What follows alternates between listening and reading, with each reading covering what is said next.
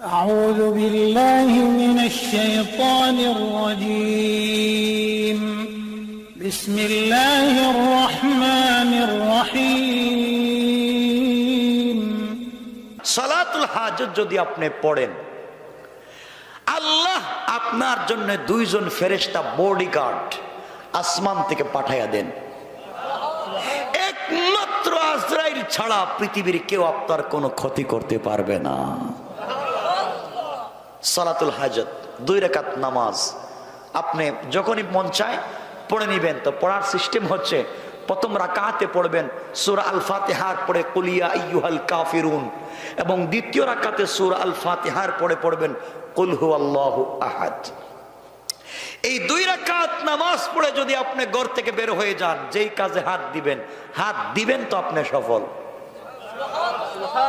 এই 2 রাকাত নামাজ পড়ে যদি আপনি চুরি করতে চান, হ্যাঁ, তাহলে তো কাজ হবে না। আপনাকে কি করা লাগবে আপনাকে বুঝাই দিচ্ছি, শোনেন মনোযোগ দিয়া। আমার বন্ধুগণ, গভীর মনোযোগ। এই দুনিয়ার জমিনে একজন বড় হাকিম ছিলেন, যার নাম হচ্ছে হাকিম লোকমান। লোকমান হাকিম, যার নাম আল্লাহ কোরআনে কারিমে দিয়েছেন, যার কথাগুলাকে আল্লাহ কোরআনে কারিমে সূরা বানিয়ে নাজিল করেছেন। এই লোকমান হাকিম সন্তানদের সামনে উপদেশ দেওয়া শুরু করলেন। লোকমান হাকিম সন্তানদের সামনে উপদেশ দিচ্ছেন। এমন সময়ে একটা ছেলে দাঁড়িয়ে বলছে, আব্বাজান, আপনি যত ওয়াজ করতেছেন, যত নসিহত করতেছেন, যত উপদেশ দিচ্ছেন সব মানি, কিন্তু বাবা আমার দ্বারা আলিম হওয়া সম্ভব না, আমি এত কিছু বুঝি না, আপনি আমাকে কিছু টাকা পয়সা দেন, আমি বিজনেস করি। হাকিম লোকমান বললেন, বাবা তোমাকে দেওয়ার মতো টাকা পয়সা আমার নাই, তুমি যে বিজনেস করবা, দুনিয়ার জমিনে ব্যবসা করবা, দেওয়ার মতো টাকা আমার কাছে নাই। কিন্তু বাবা তুমি শোনো, আমার এক বন্ধু আছে, অনেক দূরে সাগরের পাড়ে তার বসবাস, আমি তার কাছে 3000 স্বর্ণের টাকা পাই। তুমি যদি তার কাছ থেকে ওই টাকাগুলা নিয়ে আসতে পারো, ওই টাকা দিয়ে তুমি বিজনেস করতে পারবা। কিন্তু বাবা মনে রাখো, আমি তোমাকে কোনোভাবেই টাকা দিতে পারবো না। হাকিম লোকমানের ছেলে বলছেন, বাবা ওই টাকা আনতে যাব, আমি তো চিনি না জানি না। তিনি বলে দিলেন। তিনি বলতে লাগলেন, এই রাস্তা দিয়ে যাইবা, অনেক দূরে গেলে দেখবা বিশাল মরুভূমি, মরুভূমি পার হয়ে গেলে দেখবে একটা জঙ্গল, ওই জঙ্গল পার হয়ে গেলে দেখবা একটা গ্রাম আছে, গ্রাম পার হয়ে গেলে দেখবা একটা সাগর, ওই সাগরের পারে গেলে তুমি আমার বন্ধুকে পাইবা। তার কাছ থেকে 3000 টাকা যদি নিয়ে আসতে পারো, বাবা বিজনেস করতে পারবা, চলতে পারবা, এছাড়া আমার কিছু নয়। সন্তান বলছে, আব্বাজান আমি তো যেতে চাই, কেমনে যাব? হাকিম লোকমান বললেন, বাবা চলতে গেলে, যাইতে গেলে তোমার উপরে 3-4টা কঠিন বিপদ আসবে। বিপদ থেকে যদি নিজেকে বাঁচাইয়া রাখতে পারো, তাহলে টাকা আনতে পারবা, না হয় আমার মন বলতেছে তুমি মরে যাইবা। সন্তান বলতেছেন, আব্বাজান আপনি বলেন তো কি পরীক্ষা হতে পারে, আমার জিন্দগিতে কি বিপদ হতে পারে, আপনি বলে দেন। লোকমান হাকিম বলছেন, বাবা শোনো, 1 নাম্বার বিপদ হলো, তুমি যখন আমার ওখান থেকে চলে যাইবা, যাওয়ার পরে যখন দেখবা বিশাল মরুভূমি, মরুভূমির মধ্যে কোনো পানি নাই, চলতে চলতে তোমার তৃষ্ণা লেগে যাবে, তৃষ্ণার কারণে তোমার জিহ্বা বের হয়ে যাবে, কলিজা শুকিয়ে যাবে,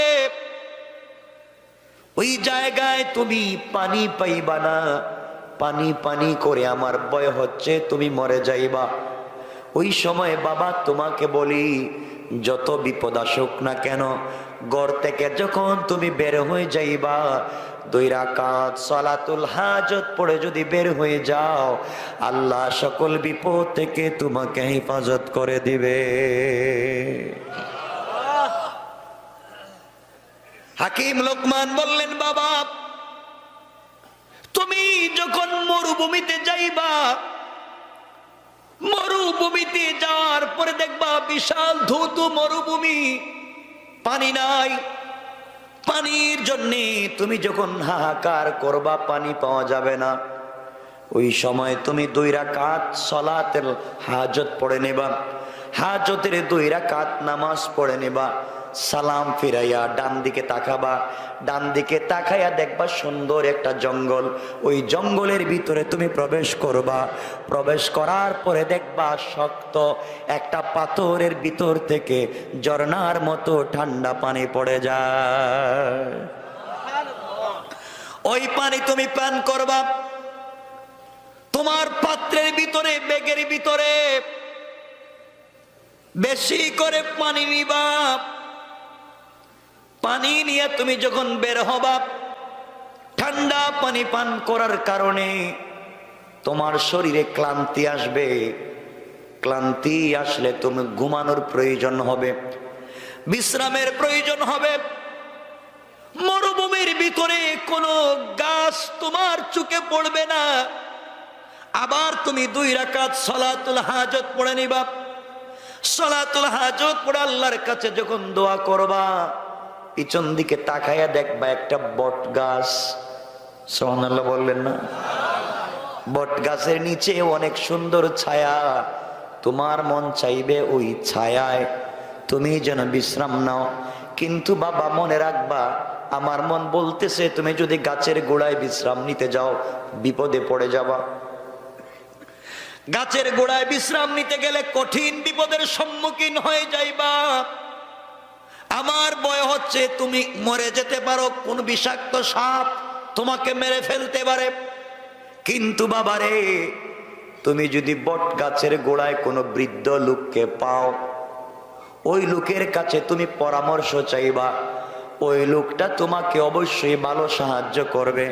সে যদি সে পরামর্শ দিবে, তার পরামর্শ অনুযায়ী চলবা। আমার বিশ্বাস, বৃদ্ধ লোকটার পরামর্শ মানলে চলার পথে তোমার কোনো ক্ষতি হবে না। লোকমান হাকিম বললেন, বাবা ওই গাছের গোড়া থেকে তুমি যদি বেঁচে যাও, পথ চলতে থাকবা। কিছু দূর যাওয়ার পরে দেখবা সুন্দর একটা গ্রাম। ওই গ্রামের ভিতরে প্রবেশ করবা। গ্রামের ভিতরে যাওয়ার পরে মানুষের কাছে তোমার পরিচয় দিবা, তুমি আমার সন্তান। মানুষের কাছে তুমি যদি আমার পরিচয় দাও, তুমি আমার সন্তান, এই গ্রামের মানুষ তোমাকে আদর করবে, যত্ন করবে, ভালোবাসবে। 3-4 দিন তোমাকে মেহমানদারি করবে। যখন জানবে লোকমান হাকিমের ছেলে তুমি, ও বাবা 3 দিন থাকবার পরে 4th দিনে তোমার কাছে বিশ্ববিখ্যাত সুন্দরী, গোটা দুনিয়ার সব থেকে একটা সুন্দরী মেয়েকে নিয়ে আসা হবে এবং বলা হবে তুমি ওই মেয়েকে বিয়ে করো। আমার সন্তান তুমি শুনো, তুমি যদি ওই মেয়েকে বিয়ে করো বিপদে পড়ে যাইবা। বিয়ে করলেই তোমার জীবন নাশ হয়ে যেতে পারে, এই জন্য নিজেকে বাঁচাইয়া রাখবা। কিন্তু ওই মুরব্বী লোকটা যদি তোমার সাথে থাকে, সে যে পরামর্শ দেয় তুমি তার পরামর্শগুলা মেনে নিবা। বাবারে, তুমি ওই গ্রাম থেকে যাওয়ার পথে জঙ্গলের কাছে যখন চলে যাইবা, জঙ্গল পার হয়ে যখন সাগরের পাড়ে যাইবা, সাগরের পাড়ে যাওয়ার পরে দেখবা আমার বন্ধু একটা বাড়ি বানাইছে সাগরের মধ্যখানে চরে। তার কাছে আমার পরিচয় দিবা।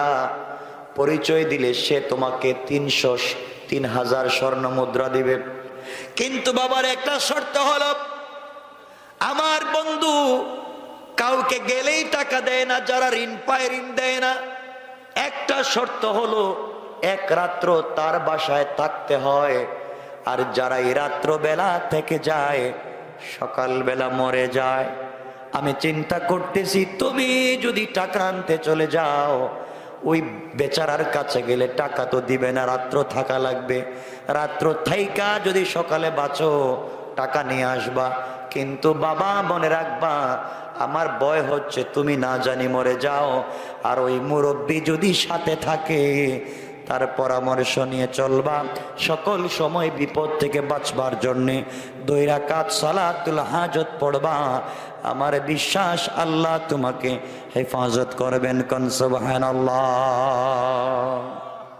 কথা কি আমার বুঝতেছেন আপনারা? না কষ্ট হচ্ছে আপনাদের? আমার মুসলমান বন্ধুগণ, এক পর্যায়ে হাকিম লোকমান সন্তানকে উপদেশ দিলেন।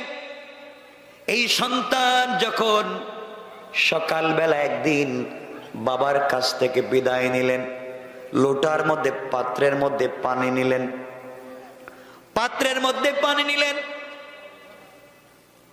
ঘর থেকে বের হয়ে গেলেন। যাওয়ার সময় 2 রাকাত সালাতুল হাজত পড়লেন। আল্লাহর কাছে বললেন, আয় আল্লাহ তাআলা, আমার বাবা বলেছেন 2 রাকাত সালাত পড়লে তুমি আমাকে হেফাজত করবা। নামাজ পড়ে আমার জিম্মাদারি তোমার কাছে দিয়ে দিলাম, আবার টাকা নিয়ে ফিরে আসা পর্যন্ত তুমি আমাকে হেফাজত করবা। কোন সুবহানাল্লাহ। বের হয়ে গেলেন। কিছু দূর চলবার পরে বিশাল বড় একটা মরুভূমি পড়ে গেল। মরুভূমি চলতে চলতে তৃষ্ণার্ত হয়ে গেলেন, পানির প্রয়োজন পড়ল। কোথাও পানি নাই, উনার কাছে যেই পানি আছে তা গরম হয়ে গেছে। রোদের তাপে পানি যখন গরম হয়ে গেছে, ওই পানি পান করা যায় না। মরুভূমির মধ্যে কোনো জায়গাও খুঁজে পাওয়া যায় না। বাবার কথা মনে পড়ে গিয়েছে। বাবা বলেছেন, সন্তান রে, এমন বিপদ যখন তুমি দেখবা 2 রাকাত সালাত হাজত পড়ে নেবা। সন্তান চট করে সালাতুল হাজত পড়ে নিলেন। পড়তে দেরি হয়েছে, ডান দিকে তাকায়া দেখেন একটা জঙ্গল দেখা যায়।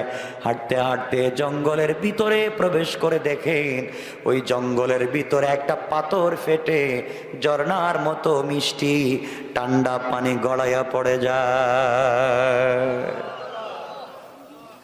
কাছে চলে গেলেন, ইচ্ছে মতো পানি পান করলেন। পানি পান করবার পরে নিজের পাত্রে পানি ভরলেন। বের হয়ে আল্লাহর শুকরিয়া আদায় করলেন। আবার 2 রাকাত সালাতুল হাজত পড়লেন। বের হয়ে আসলেন, পথ চলা শুরু করলেন। এবার ঠান্ডা পানি পান করবার কারণে বিশ্রামের প্রয়োজন হয়েছে। কোথায় তিনি বিশ্রাম নিবেন? আল্লাহর গোলাম আবার 2 রাকাত সালাতুল হাজত পড়লেন। পড়তে দেরি হয়েছে, তাকায়া দেখেন পিছন দিকে বড় একটা বট গাছ। এই বট গাছের নিচে সুন্দর ছায়া পড়েছে। কোন সুবহানাল্লাহ। হাকিম লোকমানের ছেলে গাছের গোড়ায় বিশ্রাম নেওয়ার জন্য যখন যায়, হঠাৎ বাবার ওসিয়তের কথা মনে পড়েছে। আমি যদি বিশ্রাম নিতে যাই, বাবা বলেছেন বিপদ হতে পারে, মরে যেতে পারি, সুতরাং বিশ্রাম নেওয়া যাবে না। এই জন্য তিনি বিশ্রাম নিচ্ছেন না, কিন্তু কষ্ট হয়। হঠাৎ করে তাকায় দেখেন গাছের গোড়ায় একজন বৃদ্ধ লোক বসে আছে। এই বৃদ্ধ লোকটা ডেকে বলছে, বাবা এখানে আসো, এসে বসো। হাকিম লোকমানের ছেলে বলছেন, আঙ্কেল আমার বাবা বলেছেন গাছের গোড়ায় বসা যাবে না। বৃদ্ধ লোকটা বলছে, বাবা তোমার বাবা কি বলে দেয় নাই? কোন বৃদ্ধ লোক যদি তোমাকে কোনো পরামর্শ দেয় তার পরামর্শ মানবা, তার কথাগুলা মেনে চলবা।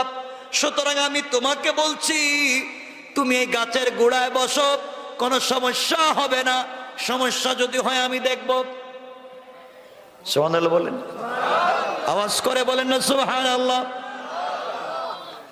হাকিম লোকমানের ছেলে এই বৃদ্ধ লোকটার কথায় তিনি চলে গেলেন, গাছের গোড়ায় বিশ্রাম নিতে লাগলেন। বৃদ্ধ লোকটার কাছাকাছি শুয়ে পড়লেন। শুয়ে যখন পড়েছেন হঠাৎ করে বিষাক্ত একটা সাপ এসে হাকিম লোকমানের ছেলের মাথায় আঘাত করে বিষ দিয়ে দিল।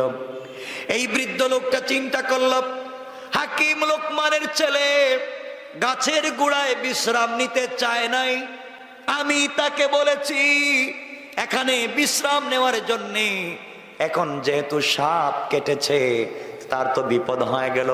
সাপকে ধরে ফেললেন, ধরে তিনি সাপকে বললেন যেখান থেকে বিষ নিয়েছে দিয়েছিলে ওখান থেকে নিয়ে যা। সাপ যখন মাথার থেকে আবার বিষ নিয়ে গেল, বিষ নেওয়ার পরে এই বৃদ্ধ লোকটা ব্যাগের ভিতর থেকে একটা ছুরি বের করে সাপটাকে দুই টুকরা করে দিলেন। দুই টুকরা করে এক টুকরা গাছের গোড়ার নিচে ফেলে দিলেন, আর একটা টুকরা লোকমান হাকিমের ছেলের ব্যাগের ভিতরে ঢুকাইয়া দিলেন।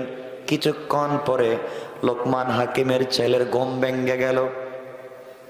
ঘুম ভেঙে যাওয়ার পরে দেখেন একটা অর্ধেক সাপ নড়তেছে।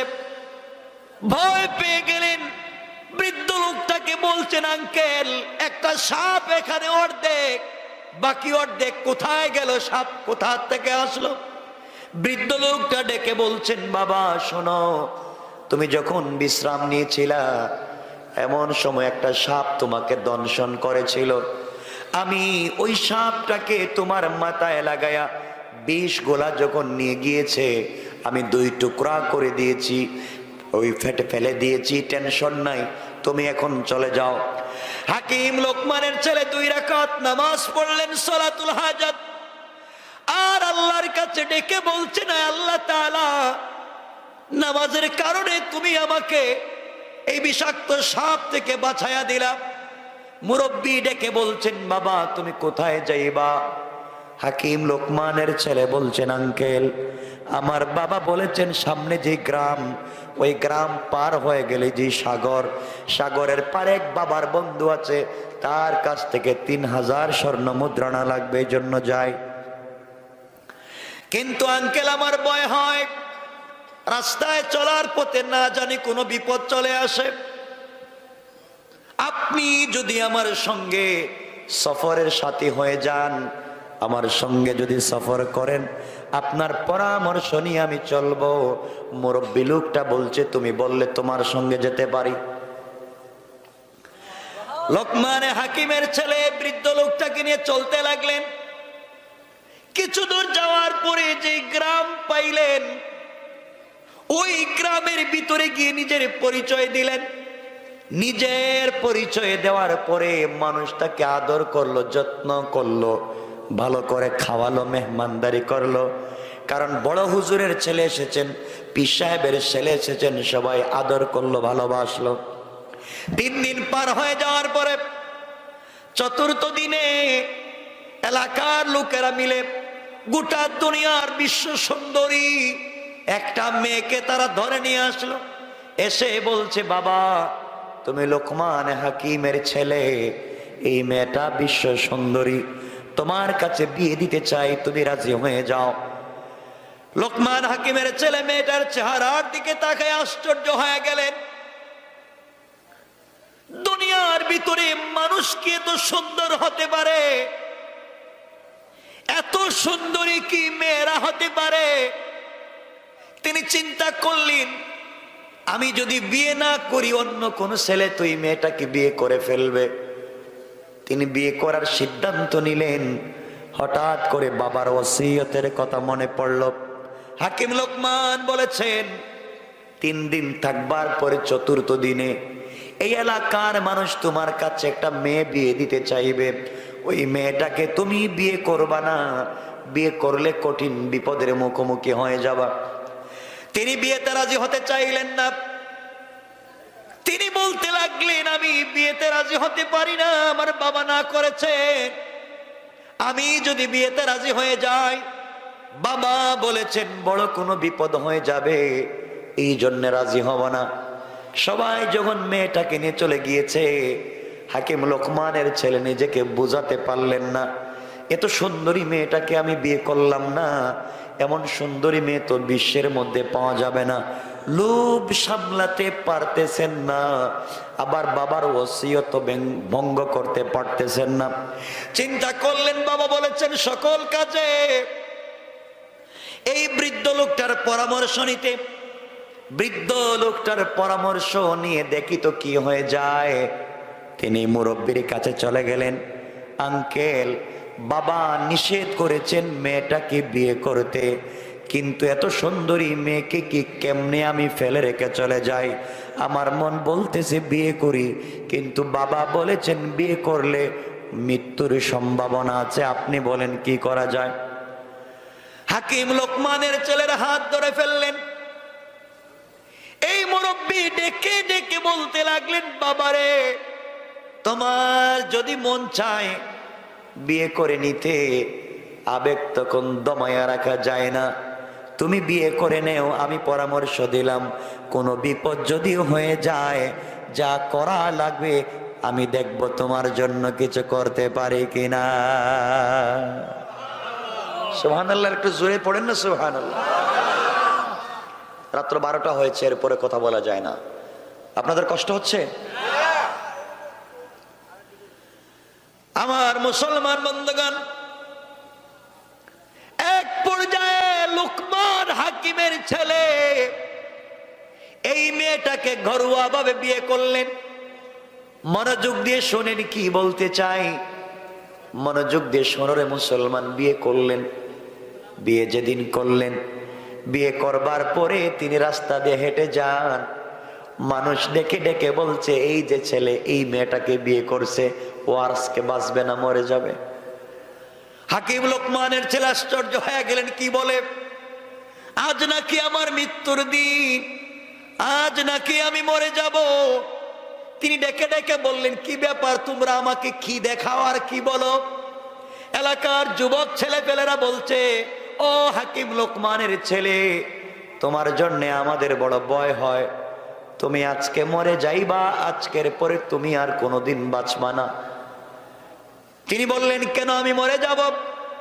সবাই বলতেছে, শোনো, এই মেয়েটাকে তুমি বিয়ে করবার আগে আরো 10টা ছেলের সঙ্গে এই মেয়েটার বিয়ে হয়েছে। 10টা স্বামী বাসর রাত্রে মারা গিয়েছে।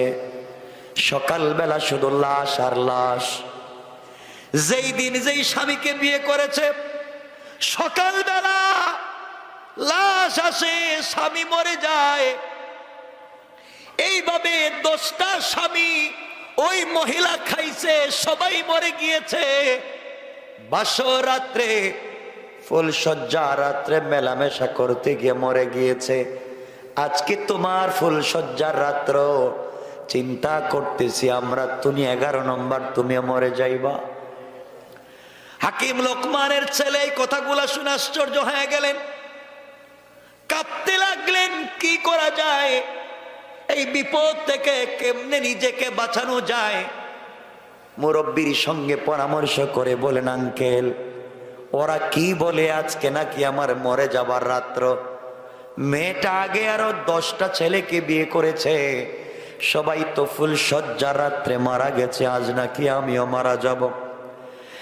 এই বৃদ্ধ লোকটা বলছেন, যুবক, বাসর রাত্রে যাওয়ার আগে 2 রাকাত সালাতুল হাজত পড়ে যাইবা। আমার বিশ্বাস, আমার আল্লাহ তোমাকে হেফাজত করে দিবে। আল্লাহু আকবার। কথা কি বুঝতেছেন আমার?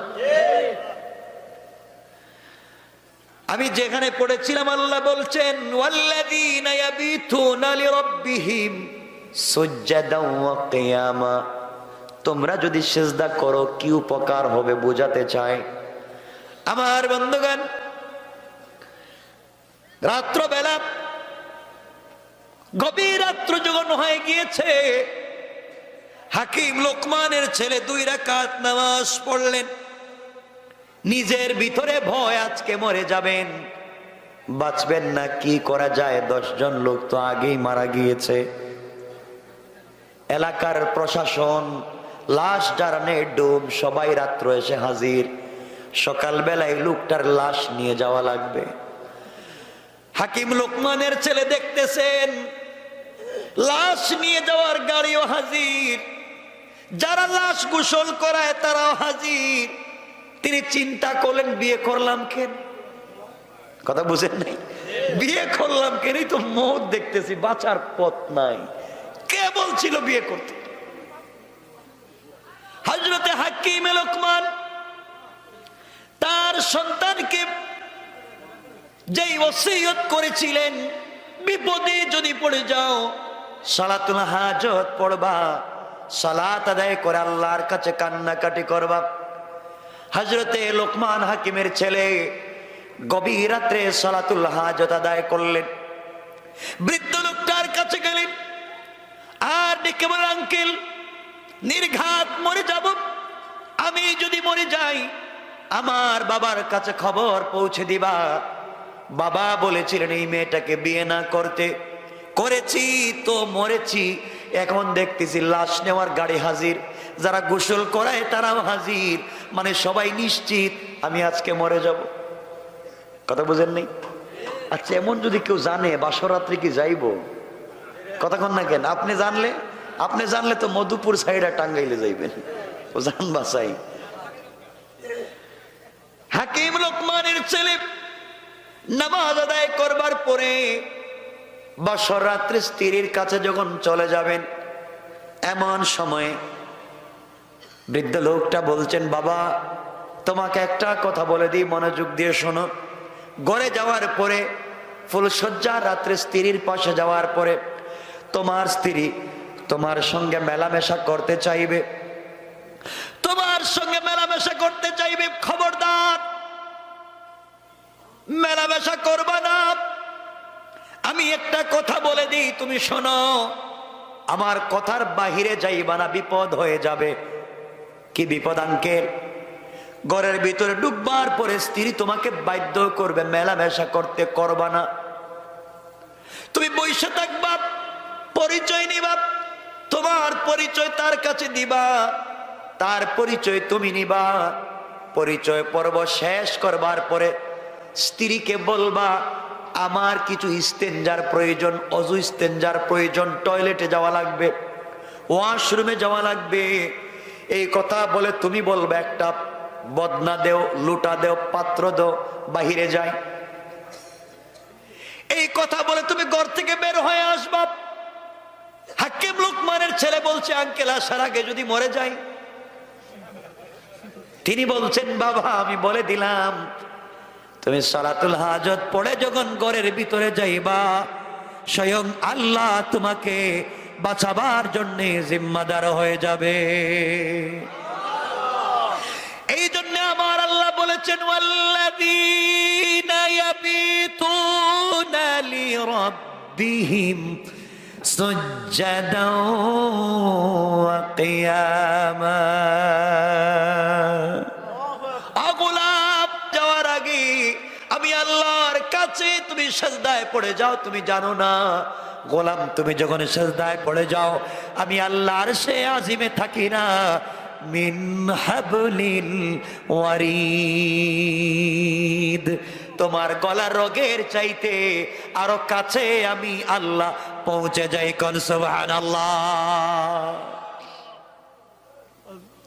গোলাম স্ত্রীকে বলবা আমি মেলামেশা করব, পরে আমি ইস্তেঞ্জা করে আসি। এই কথা বলে ঘর থেকে বের হয়ে আসবা। আসবার সময় একটা লুটা নিয়ে আসবা, বদনা যেটা আমরা বলি, ওটা নিয়ে তুমি আসবা। লোকমান হাকিমের ছেলে ভয়ে ভয়ে ঘরের ভিতরে ঢুকতেছেন, সবাই হাসতেছে, কই ঢুকস না, বাইরে ভিতর হাস হইয়া। সবাই দাঁড়িয়ে আছে ঘরের দরজা, কই যা আর বাইরে আয়। ভয় পাচ্ছেন তিনি। ঘরের ভিতরে ঢুকে পড়লেন, স্ত্রী বসে আছেন, এত বিশ্ব সুন্দরী একটা মেয়ে, তার ভিতরে এমন কি জিনিস আছে যার কারণে সবাই মরে যায়। হাকিম লোকমানের ছেলে কাছে গেলেন, সালাম বিনিময় হলো, পরিচয় পর্ব শেষ হলো। স্ত্রী বলছে, স্বামীর রাত্র তো ছোট শেষ হয়ে যাবে, ফুলসজ্জা রাত্রে মেলামেশা করতে হয়, হাকিম লোকমানের ছেলে বলছেন, স্ত্রী আমার কিছু ইস্তেঞ্জার প্রয়োজন, বাহির থেকে আসি। কেন ভিতরে তো ভয়, কথা কন না কেন? ভিতরে ভয়, যদি মরে যাই আমি বাহির থেকে আসি, আমাকে একটা বদনা দেও। স্ত্রী বলে মেলামেশা আগে করো। তিনি বলছেন না, খবরদার, আমি তোমার স্বামী, কথা দিলাম অবশ্যই মেলামেশা করব, তবে তুমি আমাকে বাইরে যেতে দাও, অজু ইস্তিনজা করে আসি, কাজ সেরে আসি। অনেক অনুনয় বিনয়ের পরে স্ত্রী যখন তাকে একটা বদনা লুঠা অথবা পাত্র দিয়েছে, পানি দিয়ে ওটা নিয়ে আসলেন। এসে হুজুরকে দেখা জড়াইয়া বলে, হুজুর আল্লাহ আমারে বাঁচাইছে, মরি নাই। সুবহানাল্লাহ বললেন না? আল্লাহু আকবার আওয়াজ করে বলেন, আল্লাহু আকবার। বাঁচাইছে কে? আরো আসতে কোন আল্লাহ, আল্লাহ কইতে পারে না। মনে হইতেছে এই সাইডের সবাই রোহিঙ্গা মনে হইতেছে, রোহিঙ্গাই, হ্যাঁ রোহিঙ্গাই। বাঁচাইছেন কে? আরো জোরে বলেন কে? এটা পারেন জীবনে তো আসতে কোন কেন? আমার বন্ধুগণ বাহিরে আসলেন, বৃদ্ধ লোকটাকে বলছেন, আঙ্কেল আমি তো বাঁচছি, এখন কি করব? যাও তুমি আগে প্রস্রাব করে আসো, প্রস্রাব করে আসো। এই কথা বলে এই হাকিম লোকমানের ছেলেকে দূরে পাঠাইয়া এই বৃদ্ধ লোকটা বস্তার ভিতর থেকে অর্ধেক সাপ, মনে আছে নি না মনে নাই? একটু হাত উঠে বলেন কার কার মনে নাই? ওরে আল্লাহ, ওয়াজ করলাম কারে? আপনারা বাইচা গেলেন আজকে, এই লোক এই অবস্থা হওয়ার কারণে বাইচা গেলেন। আর জানেন না তো আমি কোন জিনিস, বাইচা গেলেন। আমার বন্ধুগণ, হাকিম লোকমানের ছেলে যখন প্রস্রাবে চলে গিয়েছেন, এই বৃদ্ধ লোকটা বস্তার ভিতর থেকে অর্ধেক যে সাপ, মনে আছে? আছে। এই অর্ধেক সাপটা বাইর করে বদনার ভিতরে দিয়েছে। দেওয়ার পরে লোকমান হাকিমের ছেলে যখন আসছে, আসার পরে বলছে, বাবা এখন আমি কি করব? আঙ্কেল আমি কি করব? কই বদনা নিয়ে আবার যাও, যাও স্ত্রীর কাছে। স্ত্রীর কাছে যাওয়ার পরে স্ত্রী বলবে মেলামেশা করতে, তুমি বলবো আমার একটা শর্ত আছে। শর্তটা কি? শর্ত হলো, স্ত্রী তুমি এই বদনার ভিতরে প্রস্রাব করা লাগবে। যতক্ষণ পর্যন্ত বদনার ভিতরে প্রস্রাব না করবে আমি তোমার সঙ্গে মেলামেশা করব না। ও মেলামেশা করতে পাগল হবে। তুমি শর্ত দিবা বদনায় প্রস্রাব করো। ও যখন করবে, প্রস্রাব যখন করবে, তুমি একটা ডাকনা দিয়া বদনার মুখটা ডেকে রেখে দিবা। এরপরে স্ত্রীর সঙ্গে মেলামেশা করবা। আমার বিশ্বাস আল্লাহ তোমাকে বাঁচাইয়া দিবে। আল্লাহু আকবার। ছেলে কইতেছে, হুজুর যতই ওয়াজ করেন ভিতরে আমার পানি নাই, আমার কলিজা শুকায় গেছে, কি হবে আজকে রাত্রে আল্লাহই জানে। বাপরে আর দেখতে পারলাম না মরার সময়, টেনশনে ছেলের অবস্থা খারাপ। হাকিম লোকমানের ছেলে ঘরের ভিতরে প্রবেশ করলেন। স্ত্রী বলছে, স্বামী রাত্র শেষ হয়ে যায়, আপনি আমার সঙ্গে মেলামেশা করবেন। আল্লাহর ওলির কথা মনে আছে? আমার দিকে তাকান, মানে কি খালি ছিল ছিল, আমি কি ওয়াজ করতে আসছি নাকি?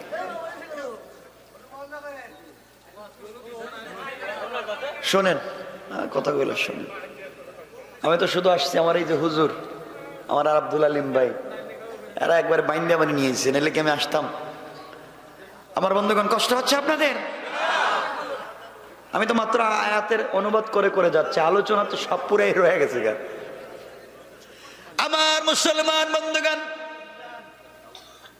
এক পর্যায়ে স্ত্রী বলছে, স্বামী আমার সঙ্গে মেলামেশা করা লাগবে। হাকিম লোকমানের ছেলে বলছেন, শোনো অবশ্যই তোমার সঙ্গে মেলামেশা করব, শর্ত হলো আমি যে বদনা আনছি বদনায় প্রস্রাব করা লাগবে। স্ত্রী মানতে নারাজ, রাজি হয় না। এক পর্যায়ে যখন রাজি হয়েছে, বললেন আগে প্রস্রাব করো, এরপরে মেলামেশা করব। স্ত্রী যখন প্রস্রাব করেছে, আল্লাহর ওলি বলেছেন, যুবক রে, প্রস্রাব করার পরে ওই পাত্রটা ডাকনা দিয়া ডেকে দৌড় দিবা আমার কাছে, আমার কাছে এসে বদনা রাইকে এরপরে যাইবা, এরপরে আমার বিশ্বাস আল্লাহ তোমাকে বাঁচাইয়া দিবেন। কোন সুবহানাল্লাহ। হুজুর এতক্ষণ কে আমি বাসুম? যাও। হাকিম লোকমানের ছেলে প্রবেশ করলেন। স্ত্রী বলতে স্বামী রাত্র কাটায় লাভ নাই। তিনি বললেন আমি জানি তোমার কাছে 10 জন শেষ, আমি 11 নম্বর। এত তাড়াতাড়ি বিপদে পড়তে চাই না। স্ত্রী বলে স্বামী আপনি যাই বলেন, মরে কেন আমি নিজেও জানি না, আমিও তো জানি না। একটা স্বামীকে বাসর রাত্রের পরের দিন জিন্দা পাই নাই, অপরাধ আমার না, আমিও তো জানি না কি হইছে। হাকিম লোকমানের ছেলে বললেন প্রস্রাব করো। স্ত্রী যখন প্রস্রাব করেছে, প্রস্রাব করবার পরে ডাক না দিয়ে বদনাটাকে ডেকে স্ত্রীকে বলেন থামো আসতেছি।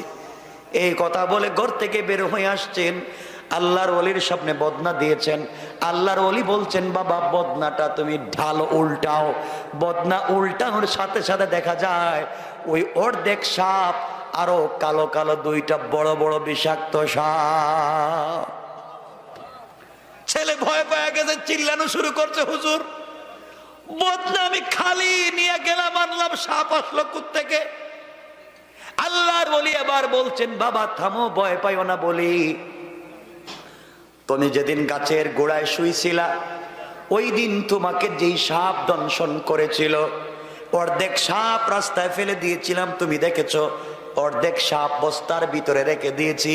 তুমি আমাকেও চিনো না, আমি কে জানো না। আমি শুধু তোমাকে পরামর্শ দিচ্ছি, শোনো। এই অর্ধেক সাপটা রেখে দিয়েছিলাম, আমি বুঝতে পেরেছিলাম ঘটনা কি।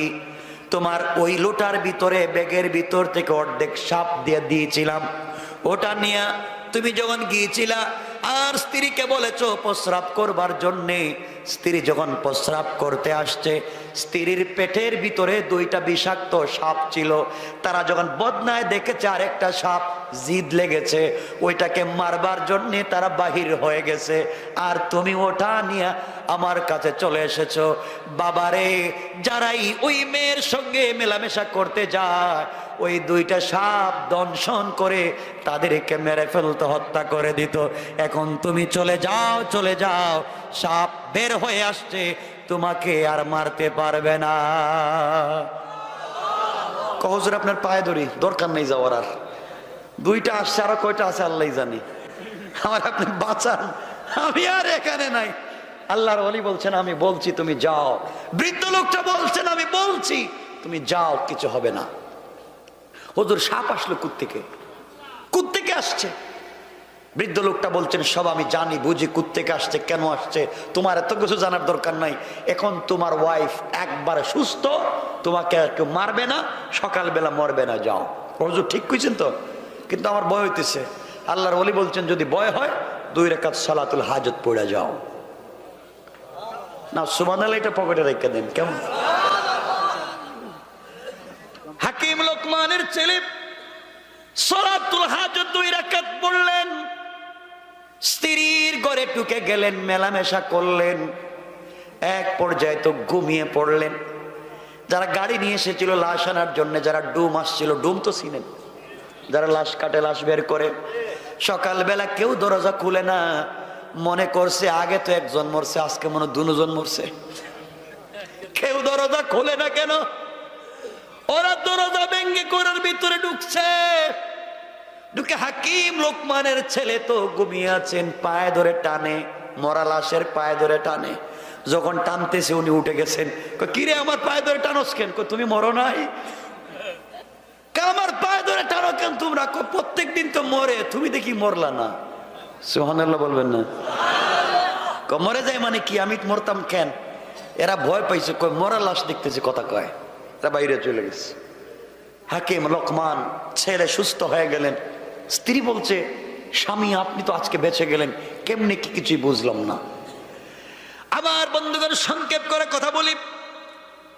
এক পর্যায়ে সবাই বলতে লাগলো মনে হয় হাকিম লোকমানের ছেলে কোনো হেকমতের কারণে, হুজুর মানুষ তো ব্রেইনের খেলা দিয়া কারণ হুজুরের মাই কোন রাত্রে, হ্যাঁ এখন বুঝছেন, শেষ রাত্রে।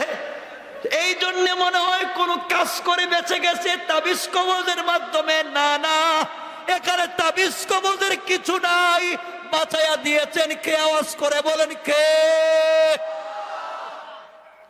তাবিজ কবজের কিছু নাই। আপনারা তো দৌড়ান তাবিজের পিছনে, কবজের পিছনে। আল্লাহ বলছেন দৌড়াও আমার দিকে, আপনারা দৌড়ান তাবিজের দিকে। আজকালকে মসজিদের এমন ইমাম পাওয়া যায়, তিনি তাবিজ দেন। গার্লফ্রেন্ড আর বয়ফ্রেন্ড আরেক বেচারার মেয়ে বিয়েতে রাজি না, তাবিজ করে রাজি কর। কথা বলেন না কেন? মা বাবা বিয়েতে রাজি না, তাবিজ করে, জাদু টুনা করে, কুফরি কালাম করে। আর কিছু স্ত্রী আছে, স্বামী থাকেন বিদেশে, স্ত্রী আইসা ইমাম সাহেবের কাছে, বড় হুজুর ক হুজুর আমার স্বামী থাকে বিদেশে, আপনি একটা গরম তাবিজ দেন। কেমন তাবিজ? গরম তাবিজ দেন, স্বামী যা ইনকাম করে টাকা পয়সা শুধু আমারে দেও, খালি আমারে দেও। কথা কন না কেন? হুজুর কয় আছে একটা গরম তাবিজ দিতেছি, কিন্তু 500 টাকা বেশি দেওয়া লাগবে। 500 টাকা বেশি দিলে গরম তাবিজ দিতেছি। এমন গরম তাবিজ দেয়, বাবা ছেলে সম্পর্ক নাই, মা মেয়ে সম্পর্ক নাই, বাইয়ে বাইয়ে সম্পর্ক নাই, ঘরের ভিতরে শুধু মারামারি কাটাকাটি। আছে না নাই? এমন তাবিজ যদি কোন ইমাম সাহেব দেয়, কোরআন সুন্নাহ ছাড়া কুফরি কালাম করে, জাদু টুনা করে, আমি প্রকাশ্য ফতোয়া দিলাম লা শাক্কা ওয়ালা রাইবা, এমন ইমামের পিছনে নামাজ হারাম, নামাজ হারাম, নামাজ হারাম। ঠিক কিনা বলেন? নামাজ হারাম। আপনারা বলবেন কি আমি বানাই বলতেছি? কোত্থেকে বললাম? কোরআনে আছে। আল্লাহ কোরআনে কারীমের 1 নম্বর সূরা, 2 নম্বর সূরা সূরাল বাকারার মধ্যখানে বলেন ওয়াত্তাবাউ মা তাতুলুশ শায়াতিনু আলা মুলকি সুলাইমান ওয়ামা কাফারা সুলাইমান ওয়ালাকিন্নাশ শায়াতিনা কাফারু ইউআল্লিমুনান নাসাস সিহর। আল্লাহ বলছেন জাদু টুনা কুফরি কালাম এটা হচ্ছে সুলাইমানের জমানায় শয়তানেরা শুরু করছে। এই জমানায় যারা কুফরি কালাম করে এরা হলো সুলাইমানের জমানার শয়তান। কথা কন নাকি? আওয়াজে মনে হইতেছে আপনারা জড়িত এগুলায়। এগুলো আবার সেইটা আরো সমস্যা, এগুলাতে যাইয়েন না, হারাম কাজ। আমার বন্ধুগণ এক পর্যায়ে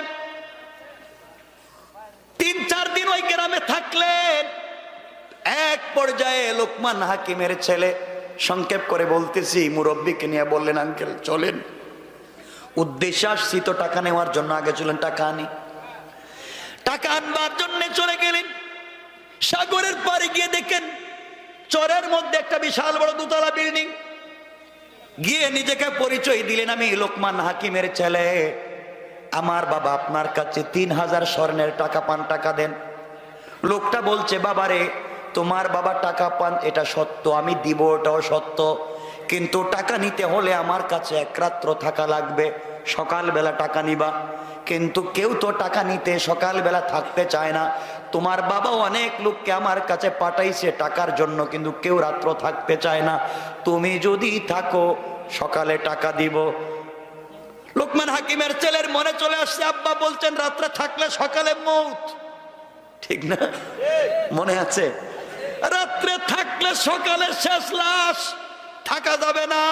কিন্তু না থাকলে তো টাকাও দিবে না, এত দূর আসলাম কেন? মধ্যখানে বউ পাইলাম, যা পাইলাম সব তো লাভে। কথা কন না কেন? আমার মূল উদ্দেশ্য তো টাকা। যখন ও বেচারা বলছে দিবে না রাত্রে না থাকলে, তিনি বললেন বাবা কি করা যায়? মুরব্বী লোকটা ডেকে ডেকে বলছে বাবারে উদ্দেশ্য তো টাকা, না থাকলে দিবে না, কিন্তু তোমার বাবা বলছে থাকলে তো বাঁচা যাবে না। আঙ্কেল আমার বাবা বলছেন সকল কাজে আপনার পরামর্শ নিতে, আপনি বলেন কি করা যায়? মুরব্বী ডাক দেয়া বলছে বাবারে আমি আছি, তুমি 2 রাকাত সালাতুল হাজত পড়ে নাও, আমার বিশ্বাস এই রাত্রেও আল্লাহ তোমাকে বাঁচাইয়া দিবে। শুধু হাজতের কথাই বলতেছি, আমার মুসলমান বন্ধুদের এক পর্যায়ে রাত্রবেলা দুজন থাকতে গেলেন।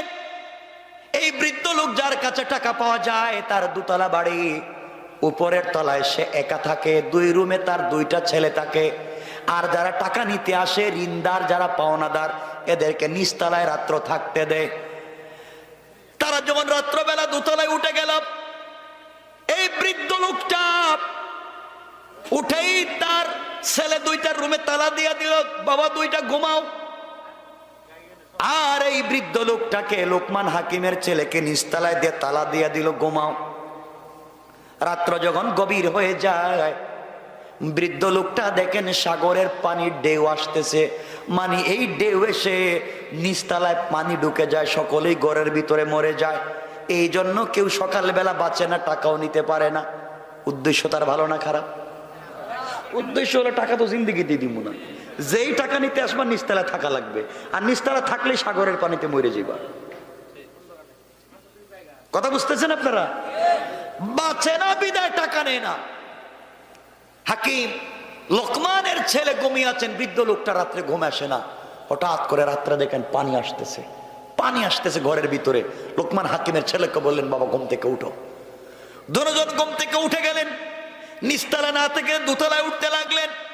দোতলায় উঠে এই ঋণ, যার কাছে ঋণ পাওয়া যায়, তার ছেলের রুমে নক করলেন, দরজা খুলে দিল। তারা বললেন, বাবা আমি লোকমান হাকিমের ছেলে, উনি মুরব্বী মানুষ, মুসাফির, তোমার বাবার কাছে প্রয়োজনে আসছি। সন্তানরা জানে না তার বাবার কাছে যে মানুষ কোটি কোটি টাকা পায়। আজকালকে অনেকে আমাদের কাছে দেখবেন, অনেক লোকের কাছে টাকা পায়, সে বাড়িতে ঘুমায়, ছেলেকে বলে কো আব্বা বাড়িতে নাই। কথা বলেন আছে না নাই? বাবা নাই, আর ঘুমাইতেছে বাসায়। আল্লাহ বলছেন তুমি টাকা না দেওয়ার জন্য কৌশল করতেছো। আল্লাহ বলছেন ওয়া মাকারু ওয়া মাকারাল্লাহ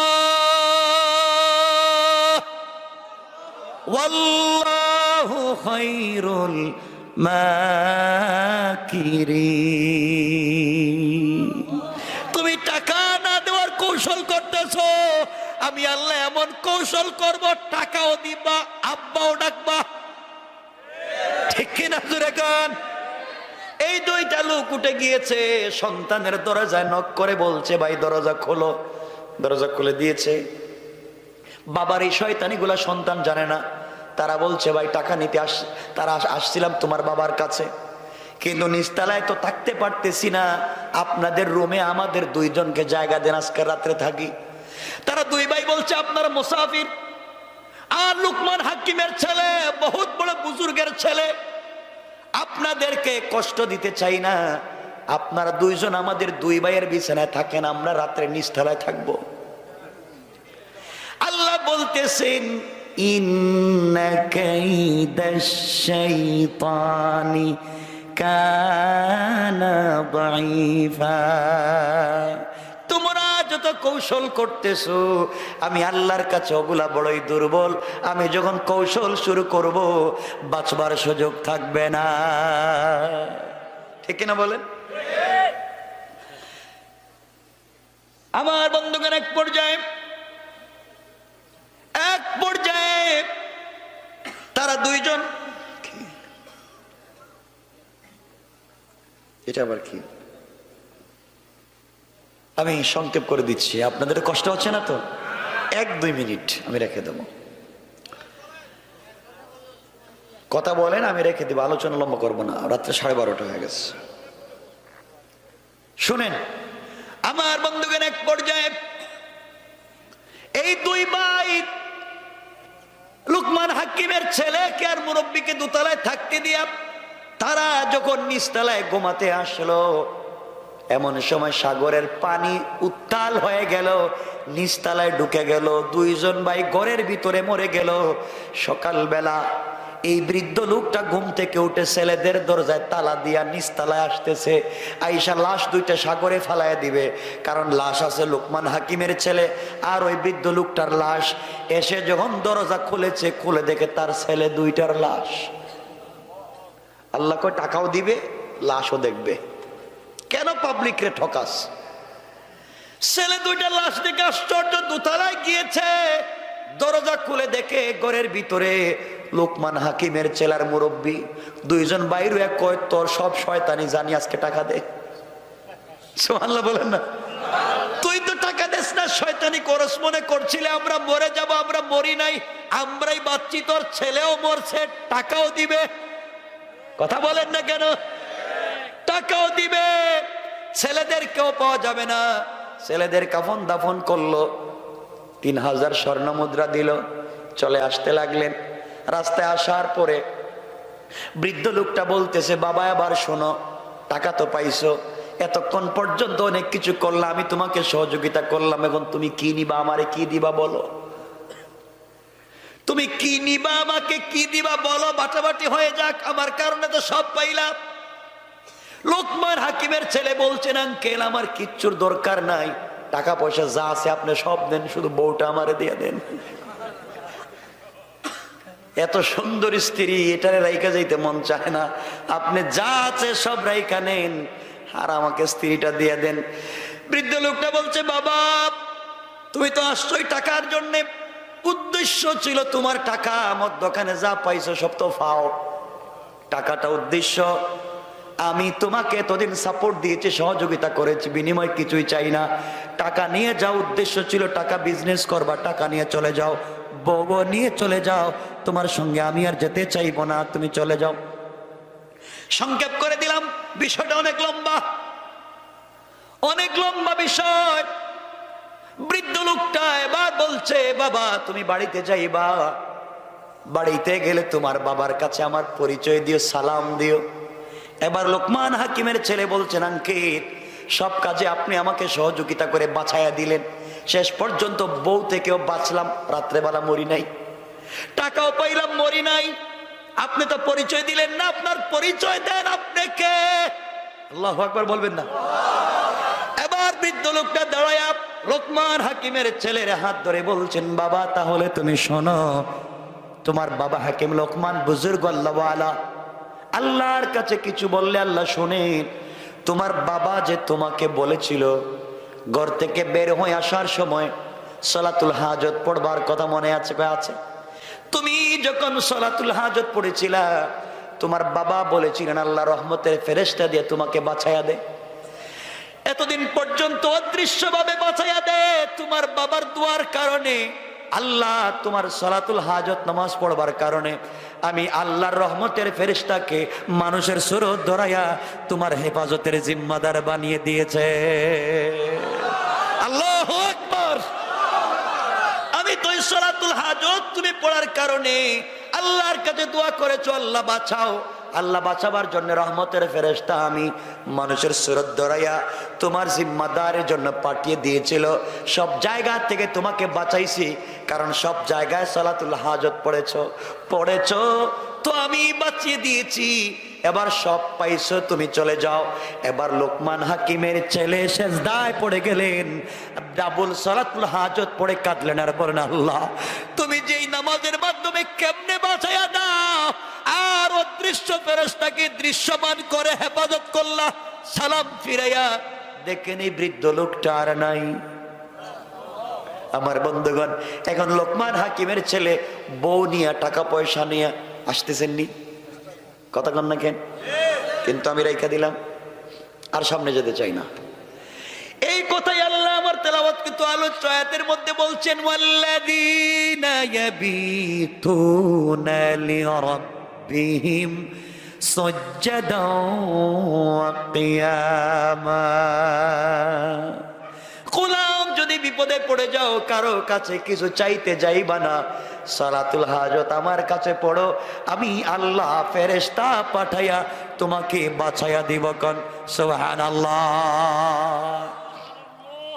তাহলে 3 নাম্বার গুণ, রুকু সেজদা করবেন কার পায়ে? সবাই বলেন।